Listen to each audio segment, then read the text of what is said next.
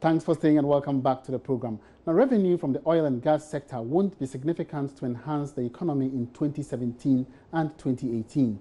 This is coming from the latest energy review by the Africa Center for Energy Policy, ACEP.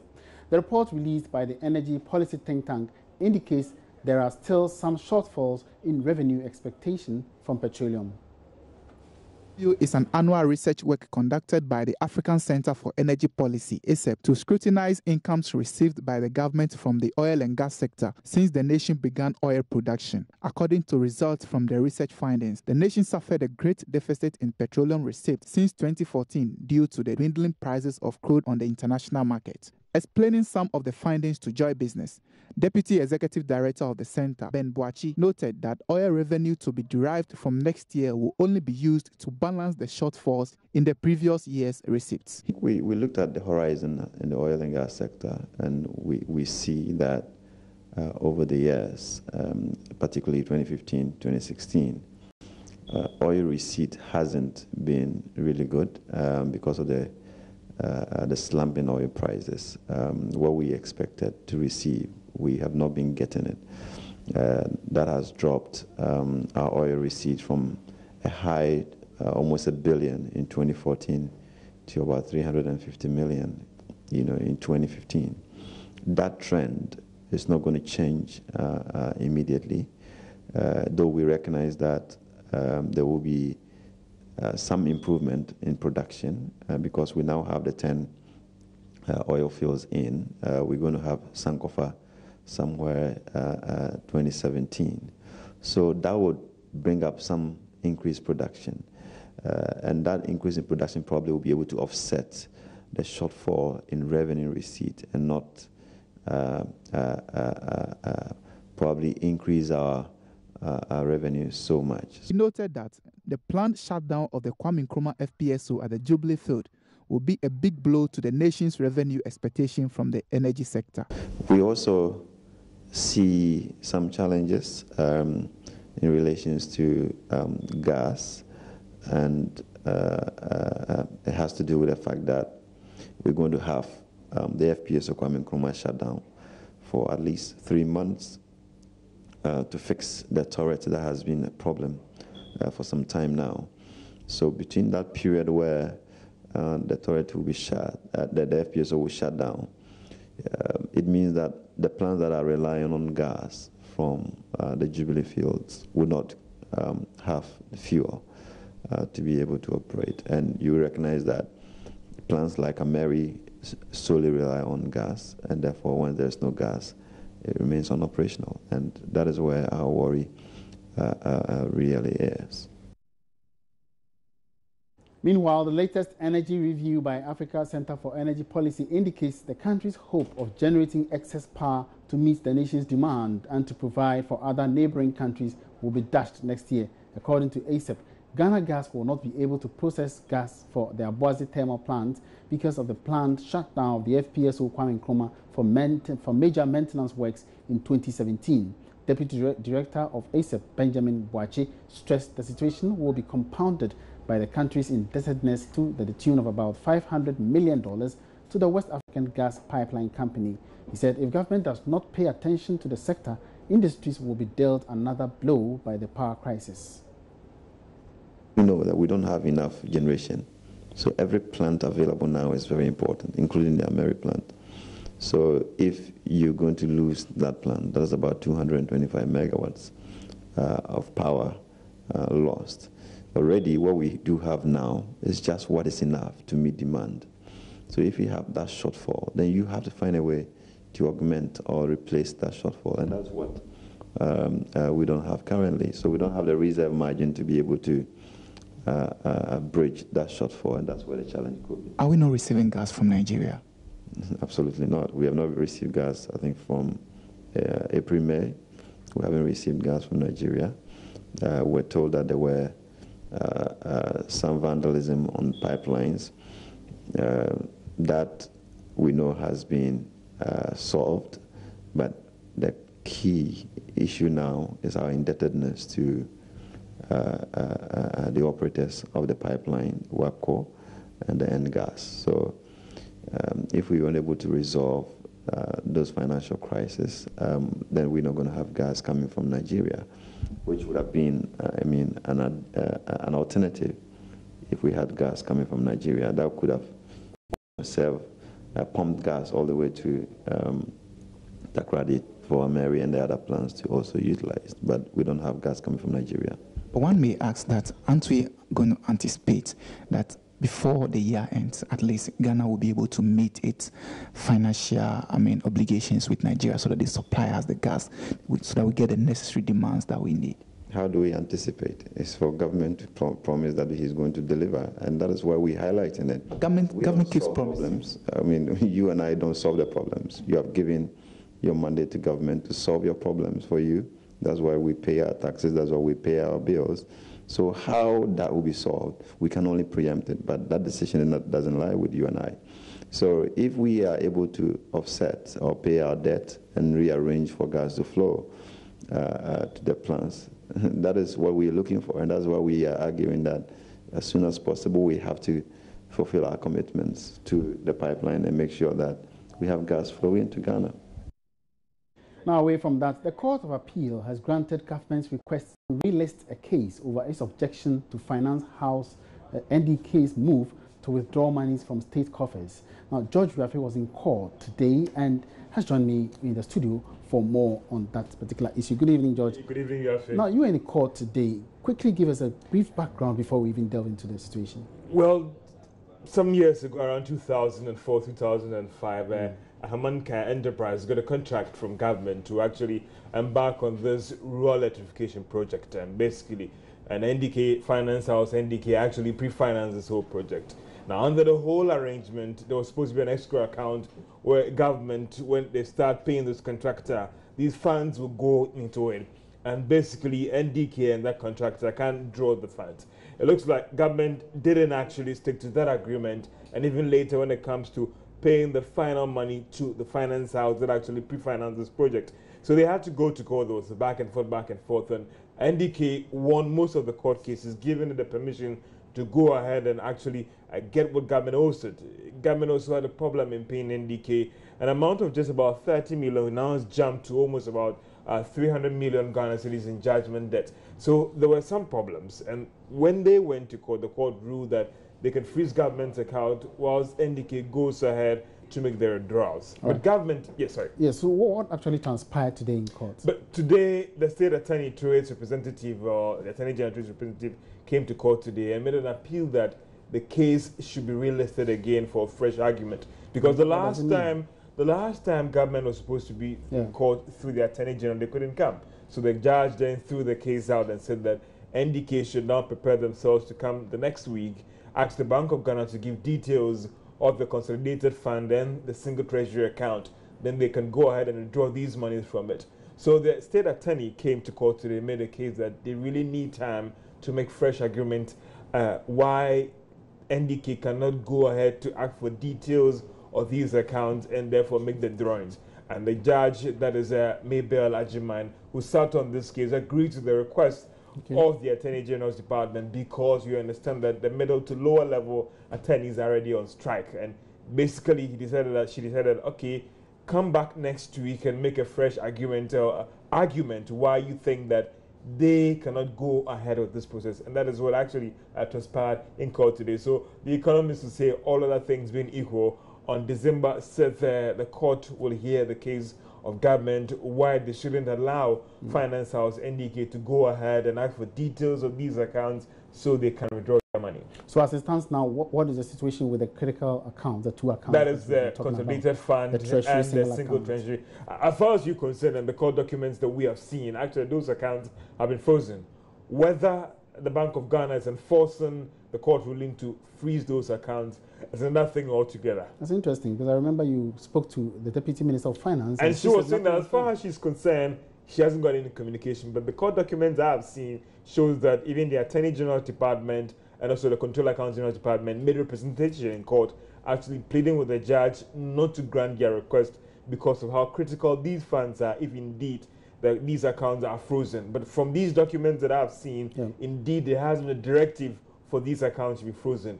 Whether the Bank of Ghana that supervises these accounts has enforced that court ruling, well, it's another thing altogether. But engaging the lawyer for NDK, he was saying that if he has any evidence that government is indeed withdrawing money from these accounts, he's going to cite them for contempt. All right, so let's wait until December. Let's see what happens. Next week, we'll be back here with details on these developments. Thank you very much, George. Thank you so much, Jaffe. Let's talk about business life. And moving on, the Minerals Commission has given the strongest indication illegal miners recently ejected from the AngloGold Obuasi mine concession will not be allowed back to site after a successful exercise. The process to relocate the miners last month was met with resistance as the miners expressed fears their livelihoods were being curtailed. Speaking to Joy Business, Chief Executive of the Commission, Dr. Tony Obin, said steps are currently underway to ensure the Obuasi concession is secured. All the illegal miners have been removed from the Obuasi mine, the main mine, all of them. When was that? That was done, I think, by last week. My report was that all of them. And this has been collaborated by AngloGold Ashanti. So you mean it's been corroborated by? Yes, it's been collaborated by AngloGold Ashanti. So the illegal miners have now completely evacuated to the areas that were prepared for them. So I'm happy that our plans work. I'm really, really happy because the objective was to move them without losing 1 pint of blood, not a single drop of blood. And we have achieved that. I think much as this shouldn't have happened in the first place, at the end of the day, we have solved this problem without any bloodlet. And they are not going to go back? Well, we hope so, because we need to secure. The company must secure the place, and then with the support of government, hopefully they won't go there again. I know AngloGold Ashanti is now fencing its area and making sure that its security operates in a way that will not allow them to go there. I believe that elections will be over, and anyone who tries, and I think the miners themselves know, they are very strategic also. So the good news is we have been able to successfully move them outside the operational area. The Minister of Trade and Industry, Dr. Ekos Piogabra, has emphasized improved agricultural technologies as a main focus for strengthening of bilateral trade between Ghana and Israel. Israel is known to be a major exporter of fresh produce due to its advanced agricultural technologies. In an interview with Joy Business at the inauguration of the Ghana-Israel Business Chamber, the Trade Minister said the Trade Minister noted technologies will help enhance the performance of the agri sector, which remains a priority area to Ghana. The Ghana and Israel Business Chamber of Commerce has been established to boost trade and businesses between the two countries. Referring to the relations between both countries over the years, the Israeli ambassador to Ghana, Ami Meir, said he hopes trade between the two nations would increase further with the establishment of a business chamber. I want to see more Ghanaian export to Israel. I think that the Ghanaian export to Israel is very little, far off being sufficient. I believe that Ghana can export to Israel much more than Ghana does it today. On the other hand, I think that Ghana can enjoy the Israeli high technology, the Israeli high quality, because when you talk about Israel, you talk about quality. So maybe we are not going to be the cheapest in the market, but we have such a saying in Hebrew that we are not rich enough to buy cheap. And I think that Ghana is not rich enough to buy cheap. Ghana should buy good products, excellent products that will last almost forever. Israel, despite its poor agricultural conditions, is noted for its commercial export of fresh foods.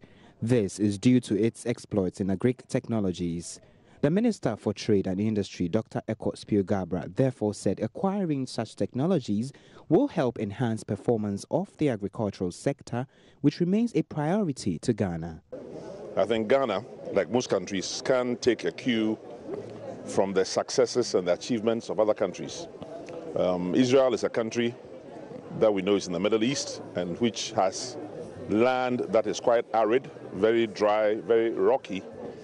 And yet, through especially irrigation and very sound scientific applications to agronomy, they happen to have some of the most successful agricultural outputs in the world in terms of yield per acre, how much you can get out of 1 acre by way of some vegetables or tomatoes and so forth. And partly due to their traditional successes in agriculture, it is our view here in Ghana that Ghanaian farmers and Ghanaian agriculturists could benefit from technology exchange and best practice education from the Israeli agricultural sector.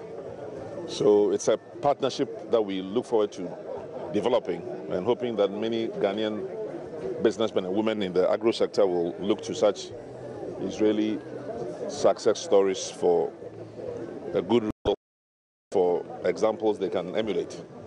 A member of the chamber, Togbi Afede, on his part, said Ghana could benefit a lot from such collaborations. Israel is very strong in health, and we have a lot to learn from them. Israel, technology-wise, is one of the most advanced in the world. As you heard me say, Israel accounts for about 10% of the world's cyber sales.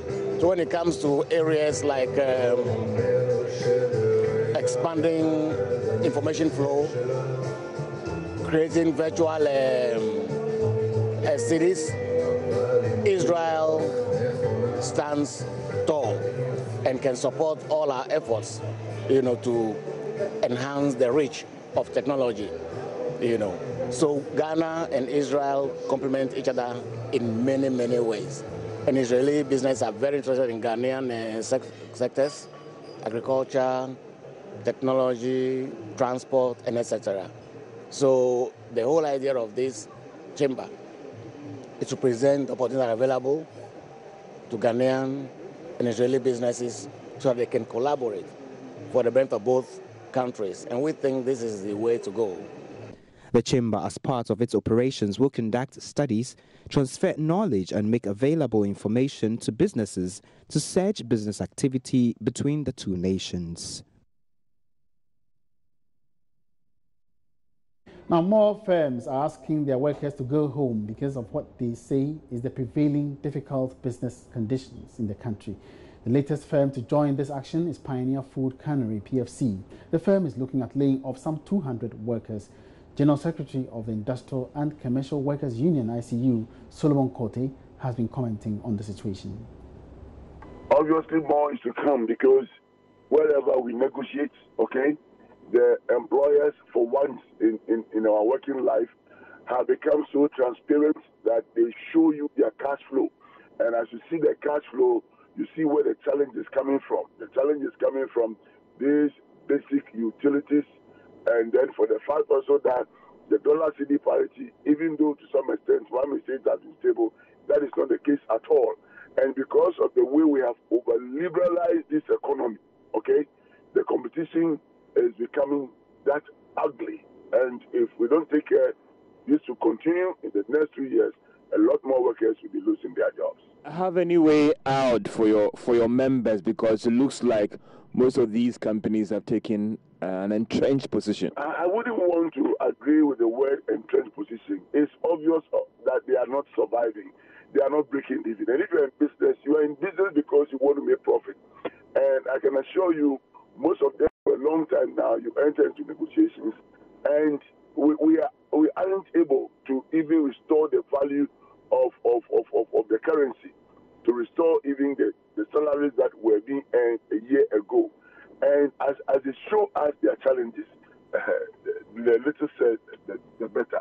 They are really going through very difficult times. I know this is a business decision. This is a decision that some have taken to ensure that they stay in business. But there are some independent actors who would also raise interesting questions about the timing of the actions of these companies and election season as well. Because of the election season we find ourselves, we know most of them are only waiting, and after the elections we may see more. It's interesting. Yes, those who are deeply tied with political colors, that's what they are doing. But that is very interesting. Looks like more worse things to come. Yes. That was the General Secretary of the ICU, Solomon Kote. Still watching Business Live. It's now time for the interview of the day.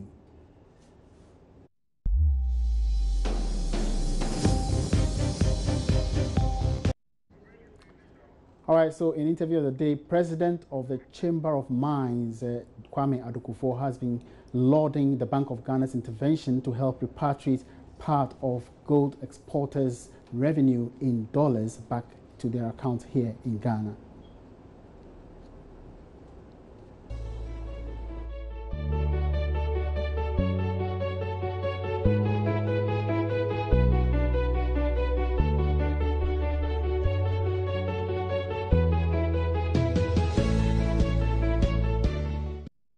Sincerely apologize we are unable to bring you interview of the day today. Certainly we'll bring you that segment on the Business Live show tomorrow. And on that note, we wrap up this evening's edition of the show. You can always stay interactive with us by tweeting at us. Joy Business GH is our handle, and on Facebook, Joy Business is our page. For more business news, log on to myjoyonline.com/business. My name is Emmanuel Abuaji. We are free. Good evening.